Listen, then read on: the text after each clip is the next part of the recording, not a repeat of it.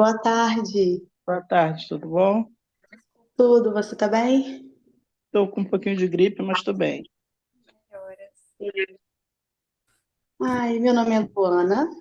É um prazer, tá fazendo parte desse projeto com você agora. Hum, Rafa, Rafaela, eu sou aluna de administração da Universidade Federal do Espírito Santo e eu estou muito honrada e agradecida por você estar participando conosco e contribuindo para o nosso trabalho. Eu vou passar a certo. palavrinha para minha colega de turma, Luana. Denise, como eu já disse, eu sou a Luana. Eu sou da Educação Física da Universidade Federal do Espírito Hum, Santo. Mais uma vez é uma honra estar com você nessa ligação para fazer essa pequena entrevista para saber um pouquinho da sua trajetória dentro da antropologia da alimentação. hum. É, eu vou começar com a primeira pergunta, tá? A gente quer saber, Denise, como que começou, como que surgiu o seu interesse pela área da antropologia da alimentação? Como que aconteceu? Como que foi esse encontro, né? Eu acho que essas coisas elas não têm assim, uma perspectiva de dizer aonde começa. Isso está dentro de você, né? Eu Hum. acredito que é o olhar que você tem sobre o fenômeno da alimentação humana. Eu nunca me contentei em olhar a alimentação humana apenas pelo seu lado biológico. Acho que essa é a questão. E muito cedo eu me interessei por ser sanitarista, trabalhando com fome, com assim, as questões relacionadas à desigualdade social, né? Sim. Eu sou egressa da Escola Nacional de Saúde Pública, lá no Rio de Janeiro, trabalhando com favelas. Eu começo assim, saio da UFRJ para fazer estágio lá nessas favelas que compõem o entorno da Fiocruz no Rio de Janeiro. E ao lidar com essa situação, é muito difícil você olhar apenas pelo que a ciência traz, que é a avaliação do problema apenas pelos seus aspectos antropométricos ou clínicos, né? Então, eu acho que isso estava sempre dentro de mim. Vamos dizer que eu muito cedo li Josué de Castro, li a obra dele toda, já estava na graduação, então acho que ler a obra O Livro Negro da Fome, né? Eu acho que foram livros importantes para mim e acho que isso é decorrente desse olhar que eu estou falando contigo, que sempre foi para mim importante. E a própria prática me estimulou isso, lidar com pessoas faveladas, que era a minha atividade. E aplicar o que eu sabia de conhecimento da ciência não dava certo. Então, como é que você vai fazer uma prescrição nutricional para quem não tem o que comer? Uhum. Então, isso a universidade, ela não tinha, pelo menos na minha época, né, ela não dava condições para a gente lidar com isso. Então, você aprende vivendo essa prática e, ao mesmo tempo, abrindo para você perceber que o fenômeno alimentar ele é multifatorial, ele é Aham. multidimensional, né? Alimentar não é só fazer bem à sua biologia, fazer bem à sua alma, ela tem todas as práticas humanas são marcadas pela alimentação, sejam elas individuais ou coletivas. Então, eu acho que isso foi o que estruturou o meu interesse por seguir o caminho de compreensão. Inicialmente, eu nem tinha é, meta de fazer antropologia. Eu vou para o exterior, vou para a Bélgica, lá eu me formo em uma escola que me permitiu olhar o fenômeno nutricional de uma forma mais ampla, e lá eu vou conhecer os principais autores da sociologia da época, da antropologia, e vou fazer uma tese onde eu trazia a construção de um modelo interpretativo sobre o excesso de peso e obesidade em mulheres pobres de favelas no Rio de Janeiro. Isso é em 1990, 89. os primeiros artigos que eu cheguei a publicar sobre isso, e naquela época só se falava de fome e desnutrição em crianças. Então, quando eu dizia, olha, o sistema de vigilância alimentar e nutricional, que era o que eu coordenava ali naquela época, mostrava que havia excesso de peso e obesidade, que fatores podiam explicar isso? Então, eu levo isso para o exterior, desenvolvo uma tese, que naquela época foi uma tese metodológica, e quando eu retorno ao Brasil, isso é 1992, mais ou menos, 93, eu, para conseguir a validação do meu título, porque quando você faz curso no exterior, nem sempre você consegue validar o título no Brasil, eu vou ter problemas, porque o título é aceito na Europa inteira, mas não era aceito aqui. Aí eu vou para a UFRJ para tentar pedir a validação, não consigo. Aliás, eu consigo, mas eles me fazem uma proposta de finalizar com uma carga horária, aí eu volto para a Fiocruz e digo, eu não quero fazer isso, e conheço a professora Maria Cecília de Souza Minaio, que vai se interessar pelo meu trabalho, e aí eu desenvolvo uma pesquisa empírica, e acredito que ali sim, eu vinha já com uma formação do exterior, mas ali eu vou aprofundar e vou ver de maneira mais organizada a antropologia como um percurso interpretativo e compreensivo. E isso vai ser importante. Eu faço uma segunda tese, né, que eu vou construir a história do corpo obeso de mulheres de baixa renda. É um estudo antropológico feito pela metodologia de biografias, eu estudo isso até hoje. E, obviamente, você fica sem pares, sem diálogo, né? E isso, eu tinha poucas pessoas na área da nutrição que tinham condição de dialogar.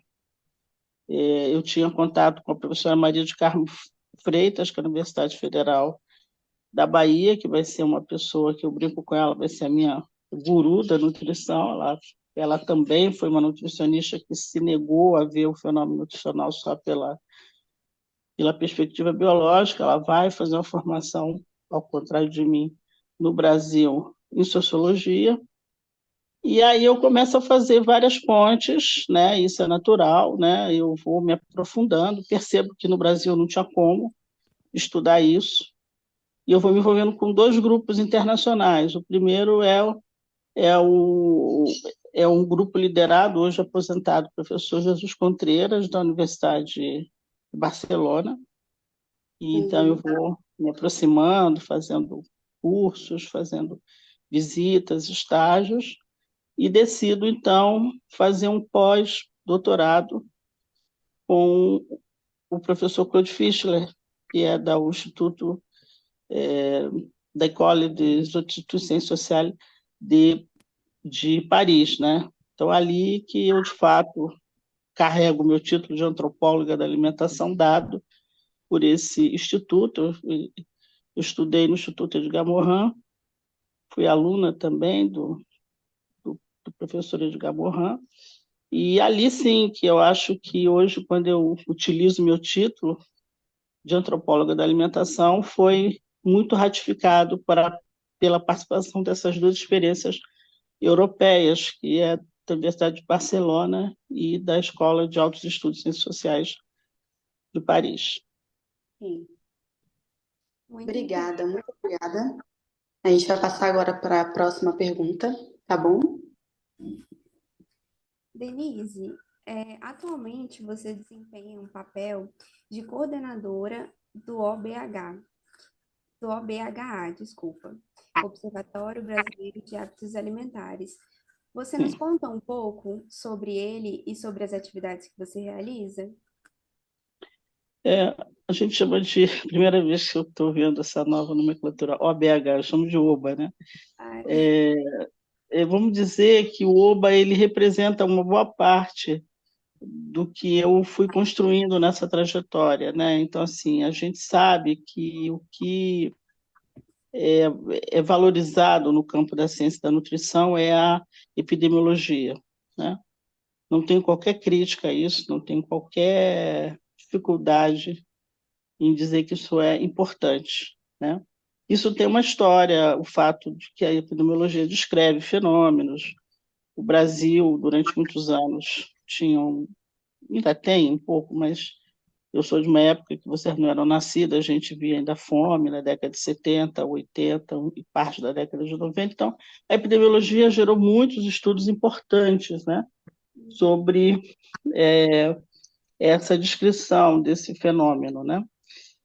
Mas ela não foi suficiente, porque ela tem limitações do ponto de vista metodológico, para trabalhar com a ideia das escolhas alimentares, a ideia do comportamento alimentar. Você não pode fazer julgamentos sem você entender o que está no entorno de quando alguém escolhe comer um determinado alimento, né?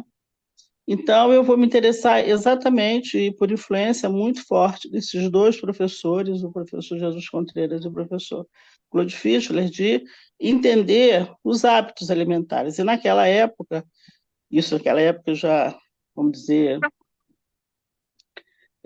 final dos anos 90, início dos anos 2000, né, do século XXI, vamos dizer assim, eu já vinha observando isso e eles já tinham experiências de estimular a criação de observatórios de hábitos alimentares. Então, havia um observatório na Universidade de Barcelona e havia também um observatório de hábitos alimentares em Paris. Então, eu fui me associar a eles, vou para lá, estudo, faço estágio, fico lá um tempo com eles e venho e consigo um financiamento da FINEP para trazer esse componente. Então, era um componente desafiador, ainda é, vamos dizer assim, porque a história da produção científica brasileira é muito centrada em estudos que trabalham, como vocês são estudantes de nutrição, frequência de consumo, é,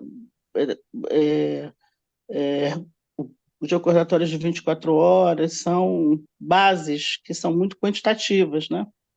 E muito pouco a compreensão dos hábitos. E o que hoje a ciência mundial, e isso os estudos do Claude Fischler provam isso, é que é necessário você conhecer os hábitos, porque se você não conhece, você tende, nós nutricionistas sobretudo, a ter uma postura de julgamento, como se o nosso conhecimento fosse a única forma que organiza um processo de escolha. Então, nós nutricionistas conhecemos muito pouco de cultura, muito pouco, né? Eu não sei aí como é a formação de vocês, mas por um tempo me aproximei de várias universidades brasileiras e isso ainda é um desafio.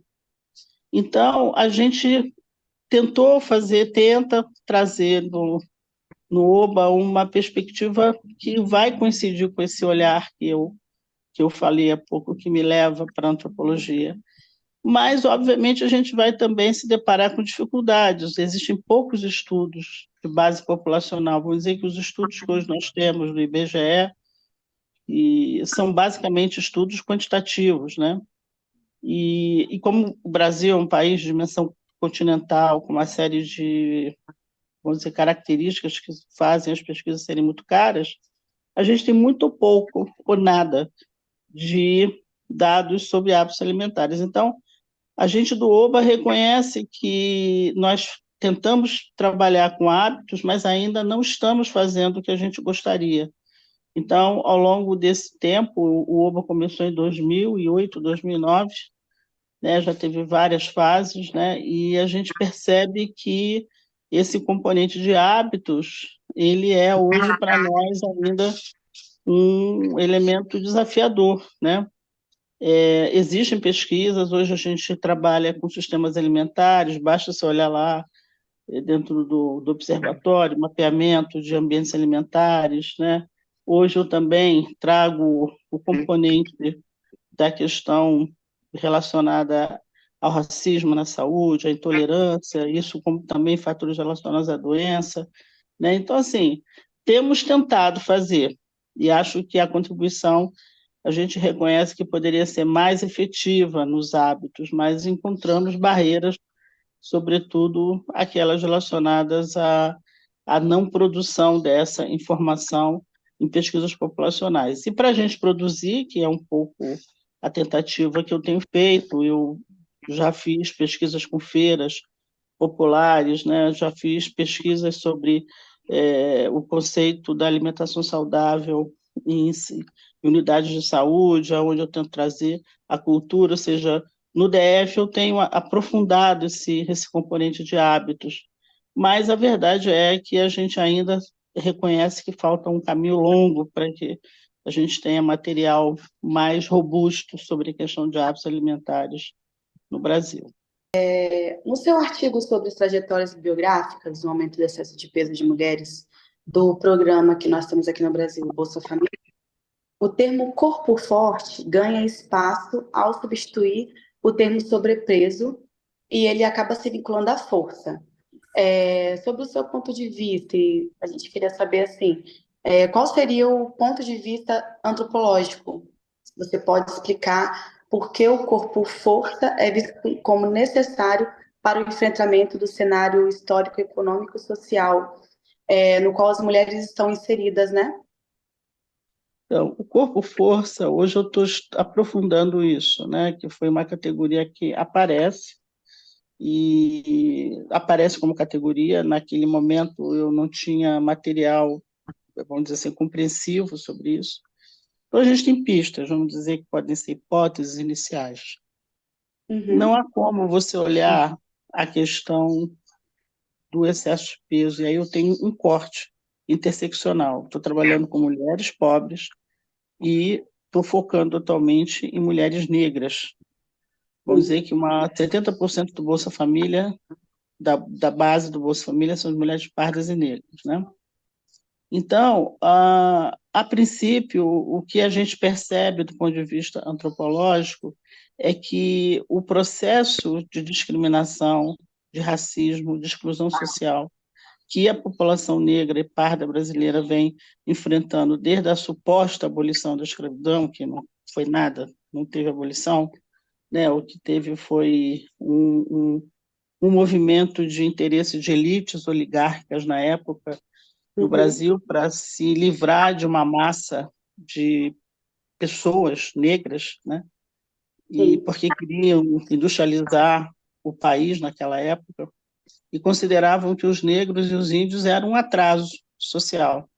Então, os negros são libertados, entre aspas, né, nas ruas como animais, sem ter qualquer política pública, sem ter qualquer suporte. E isso vem se perpetuando ao longo desse tempo. Quer dizer, se nós juntarmos que mais 400 e poucos anos de escravidão e mais cento e poucos anos de a Liberdade. suposta abolição, a gente vem vendo que o racismo estrutural negligenciou a população negra de origem afrodescendente. E a mulher, obviamente, pelas questões de patriarcado, todo esse discurso que a gente já conhece da discriminação também Sim. feminina, ela vai ser alijada, e ela sabe que vai ter que vivenciar estratégias de sobrevivência que vão fazer dela um alvo que seja mais propenso a ter problemas de violência, seja a violência mais física, mas a violência simbólica de exclusão, né? Então, é muito claro nos discursos que a gente tem dessas mulheres que elas se reconhecem como um corpo forte. Por quê? Também elas vendem a sua força de trabalho para atividades que requer dela um corpo forte. Elas vão ser faxineiras, empregadas domésticas, né? Então, a questão que agora eu vou aprofundar, eu já estou numa outra fase da pesquisa, é que essa categoria de corpo forte, se a gente verificar, ela é aceita de uma forma muito estratégica para essas mulheres como uma percepção de sobrevivência, tá? Que hoje eu tenho utilizado com muito cuidado ainda, porque ainda estou em estudos, como uma consequência da herança da escravidão, tá? Então, hoje, esse estudo me levou a trabalhar com uma nova categoria chamada corporeidade. Ou seja, nós da nutrição não sabemos que o corpo, ele conta uma história. Não é só Uhum. o peso, né, sobretudo o peso, ele conta uma história, né? E, nesse caso, aparentemente, ainda estou em estudos, por isso que esse cuidado ainda, o corpo forte para elas é uma estratégia de sobrevivência, só que parece que o corpo forte, do ponto de vista biológico, está acima de 25 do índice de massa corporal. E a gente sabe que acima de 25 de massa corporal é sobrepeso, né? Então, elas só se consideram com excesso de peso, inclusive elas se recusam a se denominar obesa, porque elas acham que esse nome é feio, esse nome carrega uma série de aspectos simbólicos de rejeição, de estigmas, de discriminação. Elas gostam de ser chamadas de gordinhas, cheinhas, fofinhas, né? E, nesse caso, o estudo trabalha com mulheres acima de 30 de massa corporal, né? Então, eu estou aprofundando isso, mas eu acredito, ainda como percursos iniciais, que o corpo forte ele representa uma estratégia de sobrevivência ao racismo, à discriminação, ao corpo feminino de uma mulher negra no Brasil. Sabemos que a mulher negra ela é ainda, lamentavelmente, considerada como uma mulher que tem um papel social restrito, muitas vezes de abuso, de uso, de uma sexualização absurda, né? E que aí nós vamos ver diversos autores brasileiros e internacionais também mostrando que é importante entender essa corporeidade, né? E sem a gente também, isso é um cuidado que nós nutricionistas temos que ter, de não se aproximar de um valor de beleza eurocêntrico de um corpo magro, esguio, porque isso é um valor que também é de alguma maneira imposto a todos nós, sejamos negras ou não, né? E para nós, nutricionistas, isso parece que veio com muita força e tem sido muito utilizado nessa nossa perspectiva de promoção à saúde, né? Em busca de um corpo, de um padrão de beleza eurocêntrico, né? Onde ter quadril, ter perna grossa, ter busto é considerado quase que um defeito, né? Que são características femininas e que também dialogam com características afrodescendentes, né? Então, a mulher afrodescendente, ela tem maior, vamos dizer assim, característica de corpo, de ter mais busto, de ter mais quadril, né? De ter mais bunda, de ter mais perna grossa.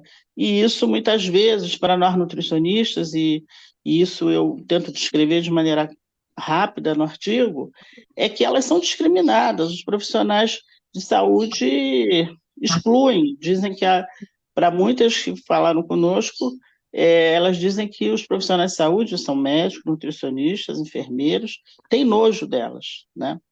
Então, eu acho que o estudo ele vai percorrendo um caráter descritivo, ele vai percorrendo um caráter de contribuição a que nós da nutrição assumimos uma postura para além de uma interpretação biológica. Então, uma delas é entender a corporeidade.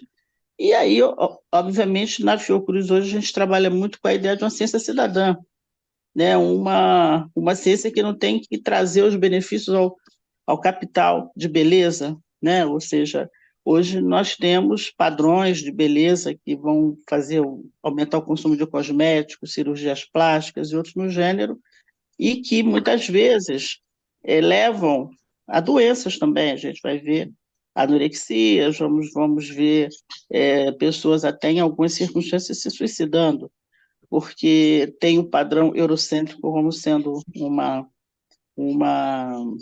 forma, né, de indicação de promoção à saúde, sem respeitar e sem entender esse corpo, que é um corpo que ele trata de uma história familiar, de uma história étnica, de uma história social, né? Então, a minha forma de poder contribuir é, sobretudo, para vocês mais jovens, né? Que estão aí se formando é que vocês não se fixem só numa interpretação limitada do ponto de vista biológico. É importante que vocês avancem. Só que isso precisa que estudem, né? Isso eu acho que esse é o fato. E também torço que as universidades possam oferecer esse tipo de conhecimento, né? Eu fui buscar no exterior, né? E eu torço que isso já possa ser visto. Já tem grupos no Brasil que são muito bons, na Universidade Federal da Bahia, na UERJ, na Universidade Federal do Rio Grande do Norte, na Universidade Federal de Pelotas, na Universidade Federal de Goiás. Nós temos antropólogos e nutricionistas que estão hoje fazendo estudos que trazem esse componente da antropologia da alimentação, até na graduação. Então, eu acho que vale a pena, no momento que vocês me entrevistam, que vocês também se reconheçam como é, pessoas que precisam ampliar o seu grau de compreensão da problemática alimentar e nutricional humana. Sobre esse tema, é possível perceber que a corporeidade das mulheres obesas, negras e pobres é alterada quando ocorre a desvinculação do corpo força com o corpo acima do peso, em razão do aparecimento de doenças e do julgamento da imagem corporal. Somado a isso, a formação em saúde, especialmente dos nutricionistas, anda suscetível à associação entre o corpo magro e o corpo saudável. Com isso, você compreende a importância da antropologia da alimentação no cuidado com essas mulheres para o rompimento dessa ideia? Olha, a primeira coisa que eu acho é que a gente tem um papel como profissional de saúde a não se deixar capturar pelos interesses que são eminentemente do capital. E nós, da nutrição, hoje estamos sendo capturados por isso.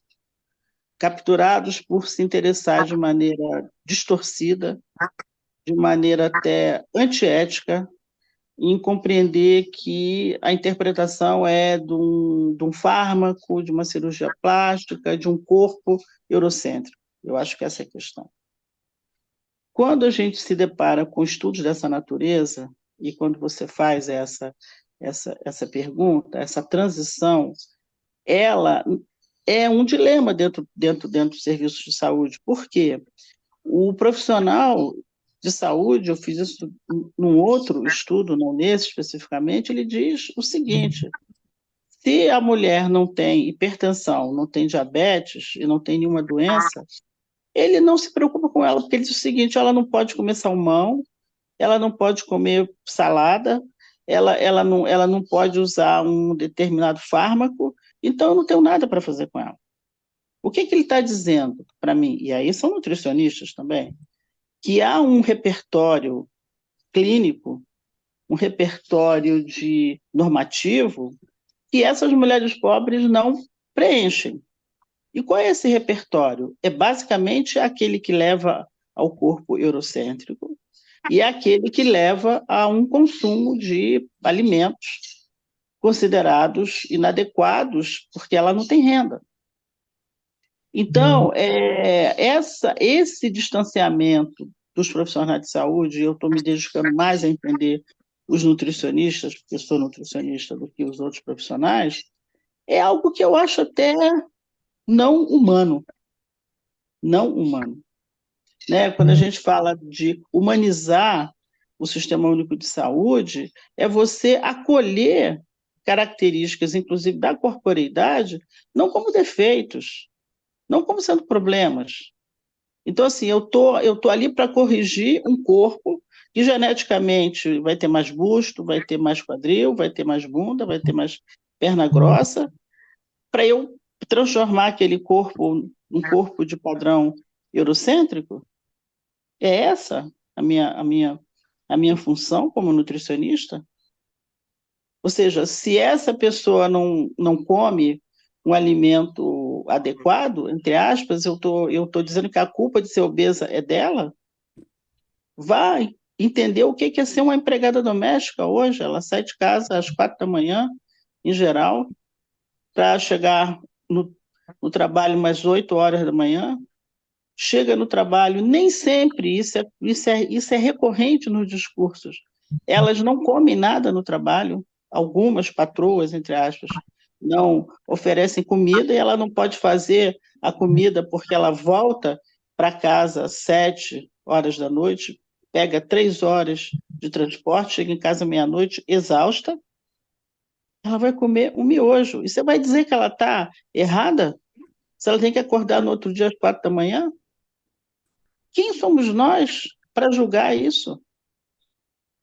Então, eu acho que esse distanciamento, que é para mim a questão perversa e, em algumas circunstâncias, antiética e desrespeitosa, é o que a gente tem que superar. E vocês jovens podem fazer isso pela gente. Vocês podem fazer.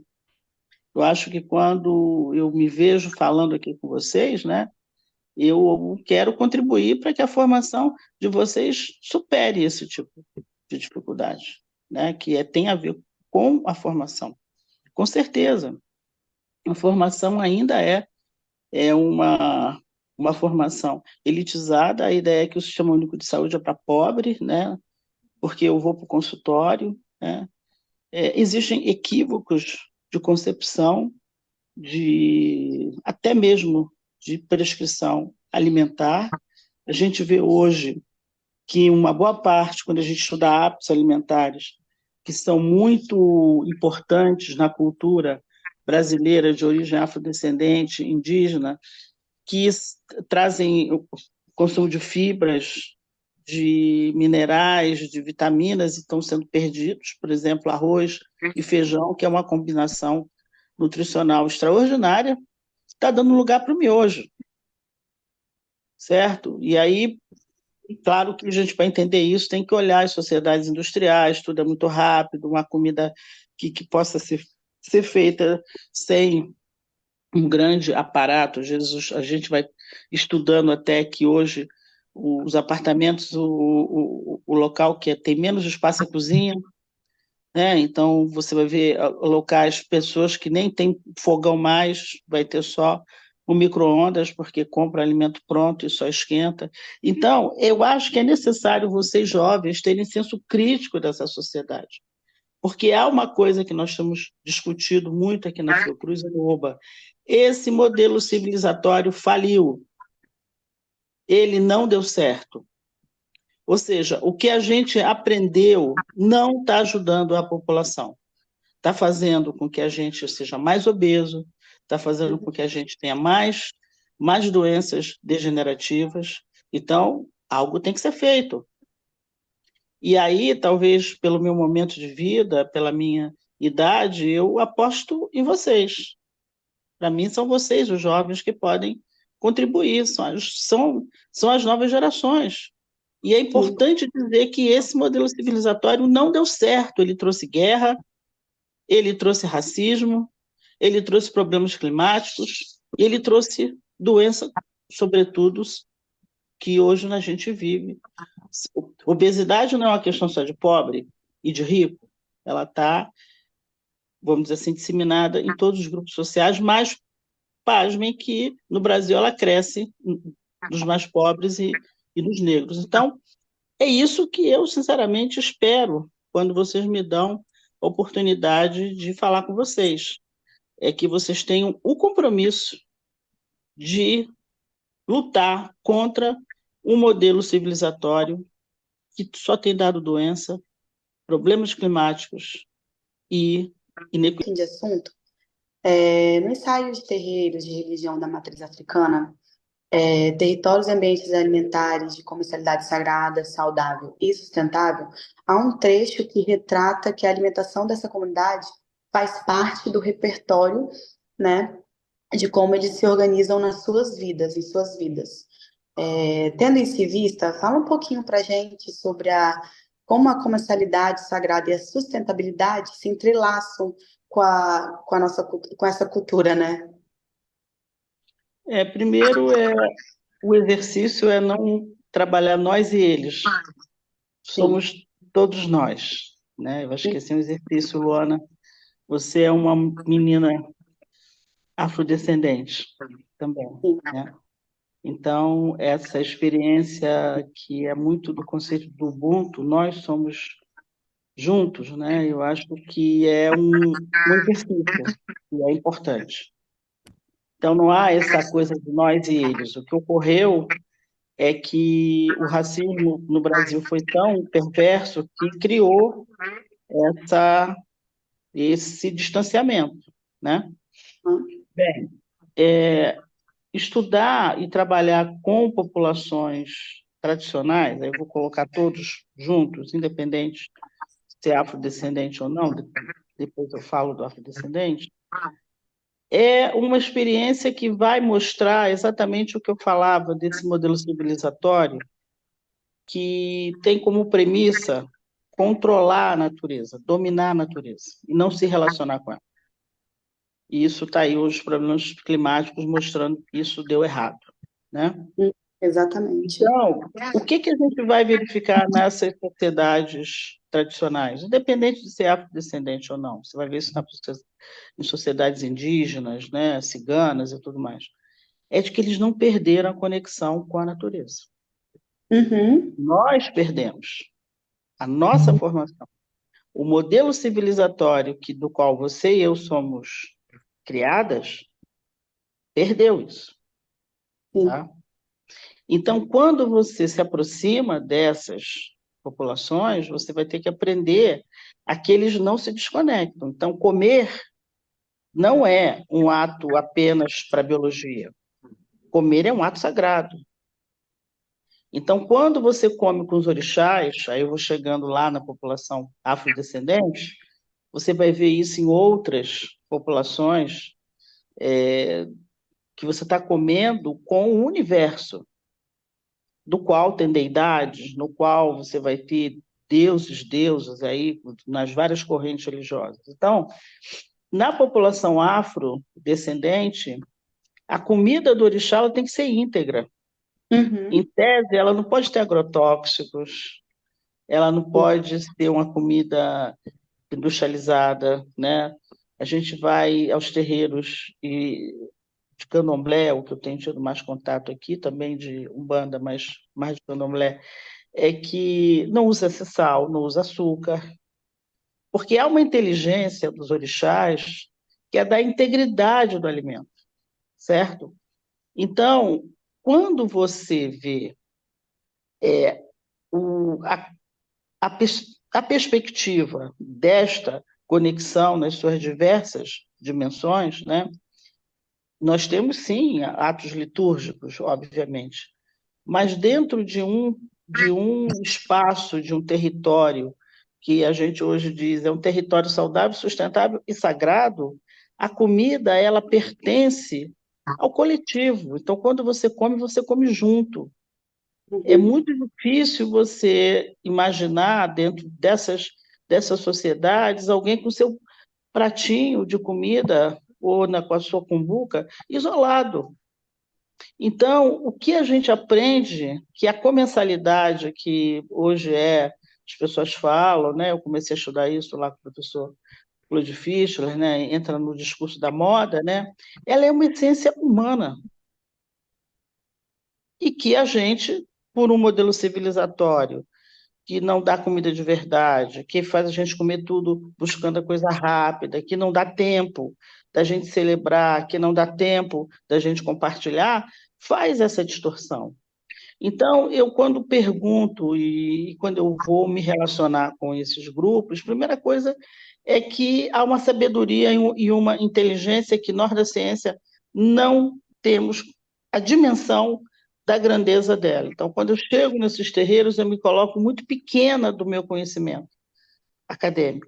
Então, a gente tem que honrar aquele conhecimento, porque ele foi um conhecimento que perdurou séculos de resistência, né? Se a gente for observar o que foi essa hedionda escravidão da população negra, né?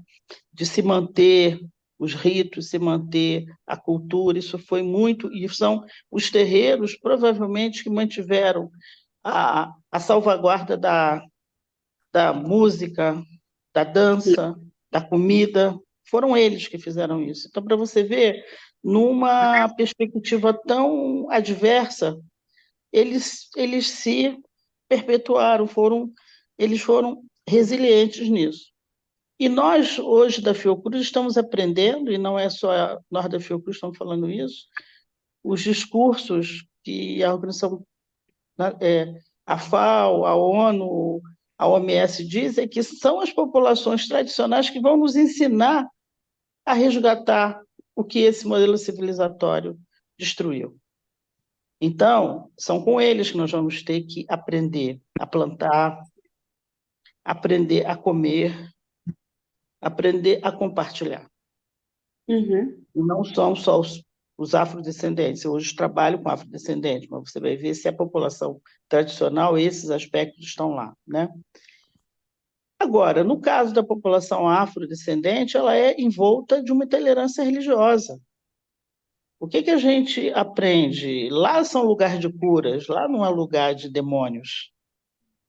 Lá não é lugar de demônio, né? E a gente vive, eu coordeno um trabalho aqui há 5 anos, onde a gente verifica o quanto os ataques, né, sejam ataques mais diretos, ataques mais sutis, contra esses locais que podem e estão abertos a nos ensinar. Uhum. E hoje, nós da Fiocruz reconhecemos isso. Pelo menos a gente tem tido a capacidade de dizer e uma liderança do movimento negro brasileiro e também alguém que eu conhecia há pouco tempo, o nome dele é Aderbal Achogun, ele falou uma frase que me pareceu muito marcante. Lá é onde a ciência se encontra. É a ciência, vamos dizer assim, mais clássica, hegemônica, eurocêntrica, que tem toda essa vertente que nós já falamos aqui, com essa ciência que foi obscurecida, que foi invisibilizada, que foi, de alguma forma, excluída, né? Então, trabalhar hoje com essas populações, né, e isso é importante, aí eu falo essas, porque eu espero que um dia a gente não diga essas, a gente diga assim, olha, somos todos nós como sociedade brasileira, é exercitar algo que a gente perdeu, que é a conexão com a natureza. Lá, eles não estão assim desconectados quando plantam, quando preparam um alimento e quando comem junto, né? O AG1, né, isso para alguma tradição mais iorubá, a gente vai ver o quanto essa gratidão de comer junto, né, é algo que está lá, instituído.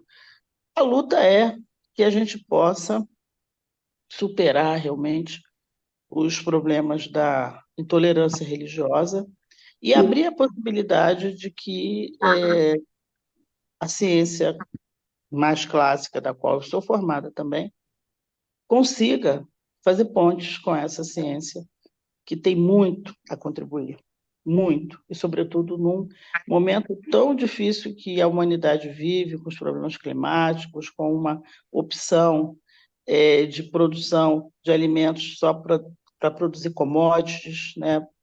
Para uma indústria de alimentos que busca experimentos o tempo inteiro de alteração de sabor, gosto, alteração de característica dos alimentos, até para ser dita que não produz comida de verdade. Então, essa é a perspectiva que hoje eu estou tendo quando eu trabalho com essas comunidades tradicionais. Sim, obrigada, Denise. Rafa? Denise, sobre os ambientes alimentares em terreiros africanos de matriz africana, nos diga quais seriam os desafios a serem superados para incentivar a promoção de sistemas alimentares sustentáveis e a valorização do patrimônio alimentar afro-brasileiro. Olha, essa é uma discussão atualíssima, né? Tanto da questão dos sistemas como também de patrimônios. O que se discute em campo mundial é que, novamente, esse modelo civilizatório faliu. Ele não deu conta. Então, a gente vai ter que pensar e instituir novos modelos civilizatórios. E qual é a base dele? O alimento não pode ser mais mercadoria.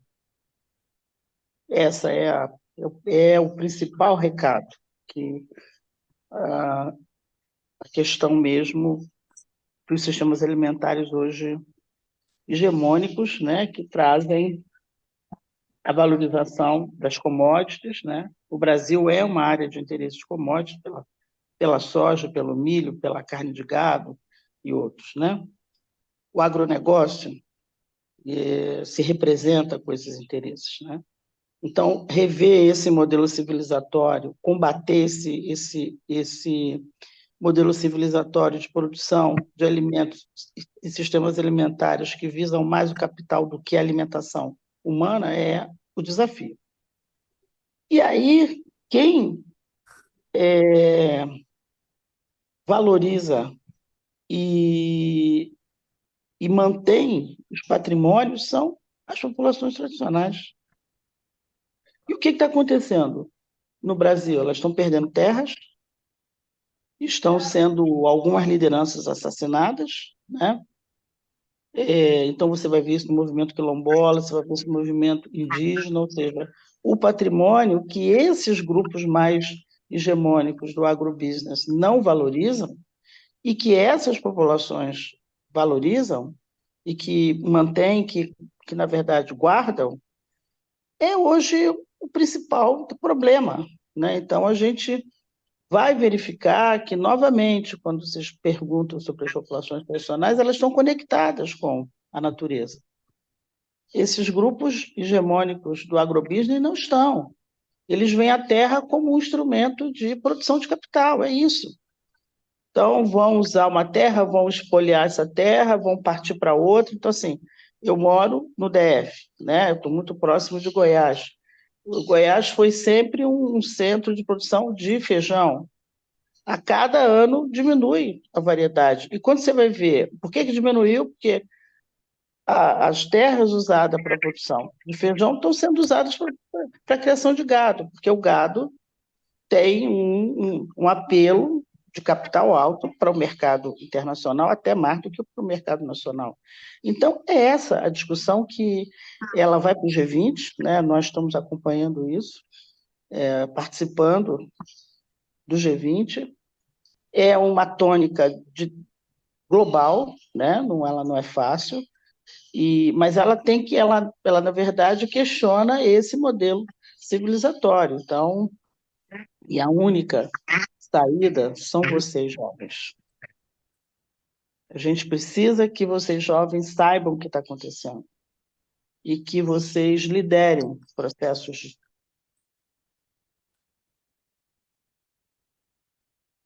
super importantes aí em relação ao que é possível fazer agora, né?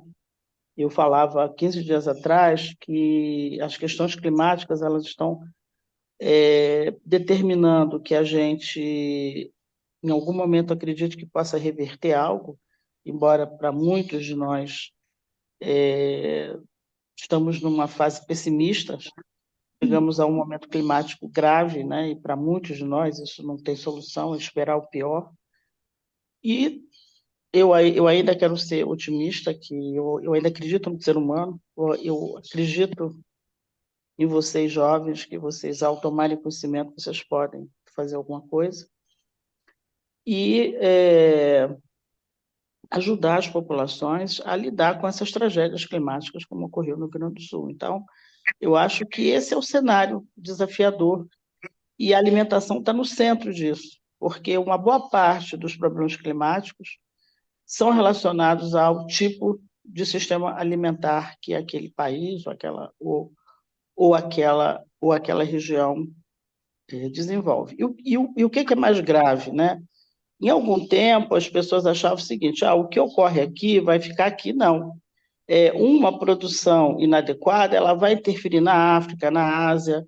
Uma produção feita numa outra parte do mundo vai interferir aqui no Brasil, pelas próprias correntes, o El Niño e tantos outros fatores que são mais globais. Então, a sociedade hoje ela avançou em tecnologia integração, né, global, mas ainda não consegue, do ponto de vista ético, pensar o ser humano de uma forma mais conectada com a natureza. Eu acho que esse é o grande desafio. Quando eu faço qualquer análise, sempre eu paro ali. Ou seja, é importante a gente se conectar com a natureza. A natureza, ela não está a serviço da gente, ela faz parte da gente, né? Então, compreender isso é a maior lição que eu tenho tido quando eu trabalho com as populações tradicionais e, sobretudo, com populações de terreiro de matriz africana. Sim. Obrigada, Denise. Denise, para finalizar, qual conselho você daria para a nossa turma que hoje vai estar assistindo a sua entrevista, no caso assim, a gente vai mostrar essa gravação para eles e a gente queria saber assim, qual conselho você daria para que a gente assim futuramente tivesse uma carreira concreta e rica, né? Porque a sua carreira fazendo estudos sobre você, sobre a sua caminhada, é bem rica em conhecimento e a gente queria um conselho seu hoje para nos oferecer uma palavra. Olha, eu acho que não é a questão de, de conselho, né? Só vocês me ouvirem já está bom. Eu acho que a gente vai ficando mais velho e vai vendo que a gente fica contando histórias. Isso é bem típico de quem envelhece, assim. Eu acho que só de vocês me ouvirem já está bom. É claro que o que eu vou falar, eu não sei quantas pessoas fazem parte da turma de vocês, vai chegar em cada um de maneira diferente, porque a gente carrega as nossas experiências familiares, sociais, culturais, políticas, né? E vamos dizer que algumas pessoas eu vou tocar fortemente, outras pessoas eu não vou tocar. E eu acho que a vida faz parte disso mesmo. Algumas pessoas vão ser contrárias ao que eu estou falando, vão achar que eu sou radical, nem que eu sou comunista, né? Que eu não consigo trazer, ou que eu sou atrasada, porque a questão é o valor do dinheiro, do capital. Eu respeito todas as opiniões. Mas eu tive na minha vida pessoas que foram muito marcantes para mim e que funcionaram muito como eu estou agora com vocês, né? Eu acho que na minha trajetória eu tive a chance de conhecer pessoas muito importantes que me trouxeram abertura de compreensão, né? O professor Malaquias Batista Filho foi uma pessoa extremamente importante na minha vida, de mostrar a fome, os estudos do Josué de Castro, o Nordeste, como isso tinha mais um componente político do que um componente biológico, né? As leituras do próprio Josué de Castro, eu acho que conhecer pessoalmente o falecido Betinho, né? É algo que também foi muito marcante. A minha trajetória em participar de várias políticas públicas, porque talvez esteja em Brasília, foi relativamente mais próximo de mim, né? E sempre estou lembrando aqui da professora Ana Maria Peliano, que faleceu, que foi uma pessoa muito marcante na minha vida também. Tem várias pessoas. E o que eu acho que vale a pena? E que continuam a passar pessoas na minha vida atualmente. Isso não é. E algumas te chamam à reflexão. Uhum. Então, eu acho que é vocês estarem abertos. Se há um possível conselho, é abertura, de prestar atenção nessas coisas, né? Não é porque eu sou mais velha, aquela coisa da alteridade, não é isso. É vocês se abrirem para entender isso, né? Numa sociedade de fake news, né, em que a mentira passa a ser uma coisa, a gente viu aí o debate do Donald Trump falando a porção de mentiras, né, e que vai ser até considerado um, uma situação absurda, mentira ganhar espaço, mentira ganha poder, né? Então vocês estão numa sociedade que, no momento, né, social, diferente do que o meu, em que não havia toda essa abertura midiática, esses sistemas todos de comunicação que há, né, que a gente ganhou, mas a gente também perdeu pelas fake news hoje, e vocês jovens são muito alvo disso, né? Então, eu vejo dessa maneira. A outra coisa é a gente ter esse sentimento de honrar a nossa descendência, dessa influência, sobretudo, de populações africanas e indígenas, né? Durante anos, teorias eugênicas da ciência diziam que negro e índio são indolentes, têm limitações cognitivas e tudo. Então, isso foi distanciando e a gente foi chegando a padrões de conhecimento mais eurocêntrico, né? Você já viu a minha trajetória, eu fiz minha formação na Europa, mas eu sempre busquei grupos que pudessem também se autocriticar no seu próprio papel de formação de conhecimento. Então, é isso que a gente vê como sendo importante. É vocês estarem abertos, é vocês buscarem, forçarem essa possibilidade. Eu acho que se a universidade não, nesse momento, não consegue, é vocês estimularem que espaços de reflexão, de diálogos, né?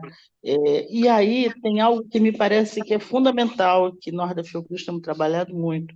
A ciência tem que ser cidadã. Ela não pode ser uma expressão egóica do meu título de doutora, pós-doutora, ou do meu Lattes, ou da pontuação que o artigo vai ter. A ciência ela tem que ser cidadã. Então, e de uma forma muito simples, a ciência só é cidadã se ela faz bem ao próximo. Então, você sempre deve se perguntar: o que eu estou fazendo agora está fazendo bem ao próximo? Porque se essa pergunta a gente tivesse feito, ou tivesse estimulado cientistas e pesquisadores que produziram tecnologia de alimentos lesiva e que adoeceram a população, talvez a gente não tivesse o que a gente está hoje administrando. Então, se pergunte se o que eu estou fazendo como profissional, nutricionista, está fazendo bem ao próximo ou só está só me fazendo ganhar dinheiro. Se só está só fazendo você ganhar dinheiro, atenção.